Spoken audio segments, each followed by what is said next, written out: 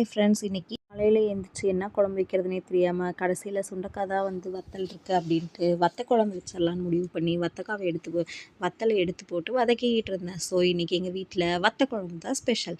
இன்றைக்கி எப்படியா வத்த குழம்பு நல்லா வச்சு நல்ல பேர் வாங்கிடணும் என் கணவர்கிட்ட அப்படின்ட்டு காலையிலேயே ஒரு மும்மரமான வேலையில் இறங்கிட்டேன்.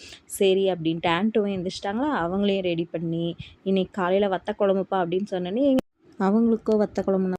அதனால் இன்றைக்கி ஒரு வத்த குழம்பு போட்டுடலான்ட்டு அவசரமாக இந்த பக்கம் ரெடி பண்ணி வெளியில் வாசலை கூட்டி ஆன்ட்டோவையும் பார்த்துக்கிட்டு அவங்க அப்பாவை எழுப்பி விட்டு குளிக்க வச்சு அவங்கள ரெடி பண்ணுறதுக்குள்ளேயே இந்த பக்கம் குழம்பு முக்கால்வாசி ரெடி ஆகிடுச்சு.